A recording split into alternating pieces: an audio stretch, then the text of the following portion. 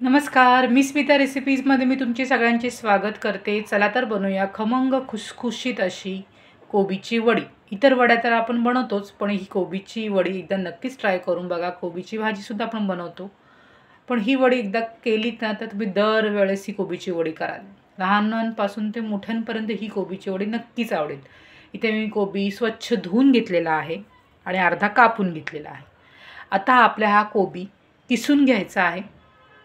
दोन्ही कोबी मी असे किसून घेतलेले आहेत, तुम्ही बघू शकता। शक्यतो किसून घ्या, चॉपरमध्ये वगैरे चॉप करू नका, कारण टेस्ट खूप बदलते। किसून घेतल्यानंतर कोबीच्या वडीची टेस्ट ही वेगळी लागते। इथे दोन्हीही मी कोबीचे भाग आहेत ते व्यवस्थित असे किसून घेतलेले आहेत। यासाठी आपल्याला एक वाटण तयार करून घ्यायचं आहे। लसूण घेतलेला आहे 4 मोठे पाकळ्या, 3 ते 4 हिरव्या मिरच्या घेतलेल्या। तुम्हाला जर तिखट हवं असेल तर तुम्ही जास्त मिरच्यांचा वापर करू शकता, पण मला इथे लहान मुलींना सुद्धा द्यायचं आहे माझ्या, त्यामुळे मी इथे हिरवी मिरचीचा वापर कमी केलेला आहे। आता आपण लसूण आणि हिरवी मिरचीचा जे ठेचा केलेला आहे तो आपण यामध्ये टाकणार आहोत। तो टाकून घेऊया।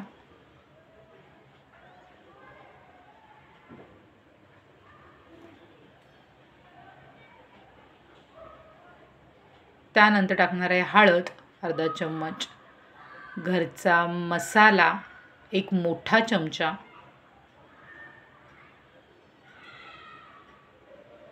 इथे टाकलेले आहे मी जीरा पावडर, गरम मसाला आणि आमचूर पावडर। थोडासा ओवा घेतलेला आहे, ओवा हा मी क्रश करून टाकत आहे चव वाढवण्यासाठी। तीळ टाकलेले आहेत 1 चम्मच पूर्ण, त्यानिमित्ताने तीळसुद्धा जातले आपल्या पोटामध्ये आणि तीळ हे चांगले आहेत कॅल्शियमसाठी। 1 मोठी वाटी कोथिंबीर घेतलेली आहे, स्वच्छ धुवून घेतलेली आहे आणि त्यातलं पाणीसुद्धा काढून घेतलेलं आहे। 1 वाटी इथे मी बेसनाचा वापर केलेला आहे आणि अर्धी वाटी तांदळाचं पीठ जे आपण भाकरीसाठी वापरतो ते। चवीनुसार मीठ टाकूया आणि पचनासाठी चिमूटभर हिंग टाकूया।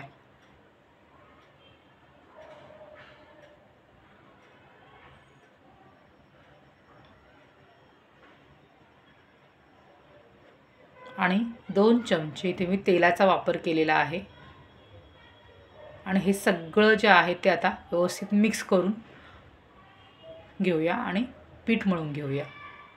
यामध्ये पाण्याचा वापर करायचा नाही आहे आपल्याला, कारण की कोबीलासुद्धा पाणी सुटतं आणि आपण तेलाचासुद्धा वापर केलेला आहे, पाण्याची आवश्यकता लागत नाही। जर तुम्हाला हवं असेल तर थोडंसं फक्त पाण्याचा वापर करा, किंचित ते पण मला सुद्धा इथे पाण्याचा वापर मी केलेला नाही आहे, त्यामुळे काय होतं वड्या खूप खुसखुशीत होतात। इथे व्यवस्थित असं मळून घेतलेलं आहे, तुम्ही बघू शकता। झटपट अशी रेसिपी आहे आणि खूप छान लागते। भाजी तर नेहमीच करतो आपण वेगवेगळ्या प्रकारची कोबीची, एकदा ही वडी ट्राय करून बघा। आता आपण ह्या व्यवस्थित गोळा तयार झालेला आहे। आपल्याला आता वाफेवरती ठेवायचं आहे, त्यासाठी चाळण घेतलेली आहे मी आणि चाळणीवर थोडंसं तेल लावून घेतलेलं आहे। तुमच्याकडे स्टीमर असेल तर तुम्ही स्टीमरमध्ये पण तुम्ही स्टीम करू शकता। आता मी हे असे गोळे तयार करून घेत आहे।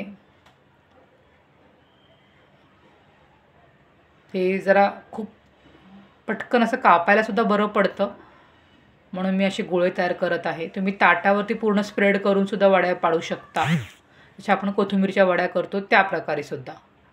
पण इथे मी व्यवस्थित असे गोळे तयार करून घेतलेले आहेत।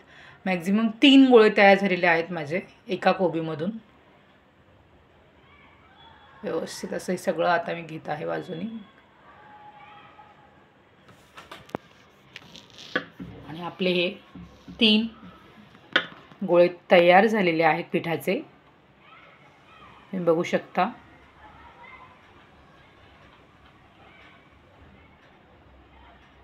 आता मी पातेलं घेतलेलं आहे, त्याच्यामध्ये टाकलेले लिंब पाणी टाकून घेतलेले आणि जेणेकरून भांडं खराब होऊ नये म्हणून। हा माझ्याकडे माझा इडलीचा कुकर आहे, त्यामध्येच मी करत आहे.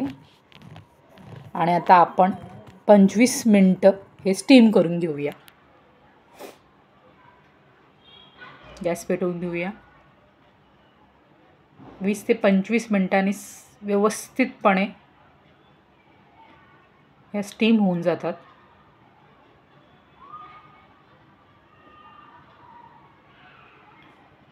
हे बघा, व्यवस्थित अशी मस्त अशी वाफ आलेली आहे. आणि सुरीच्या साह्याने चेक करूया, जेणेकरून असे म्हणजे ती कच्चापणा नाही राहायला पाहिजे. हे बघा, सुरी अलगद बाहेर आली की समजायचं की व्यवस्थित असं स्टीम झालेलं आहे. थंड होऊन दिल्यानंतर 1 ते 1.5 तासानंतर मी आता या वड्या कट करून घेणार आहे.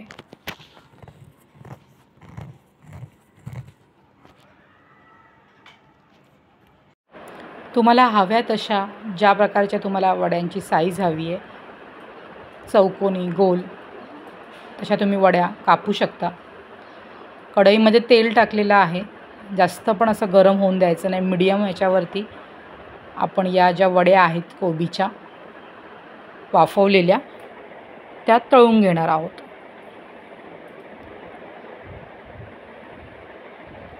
मस्तपैकी आता या वड्या टाकलेल्या आहेत मी.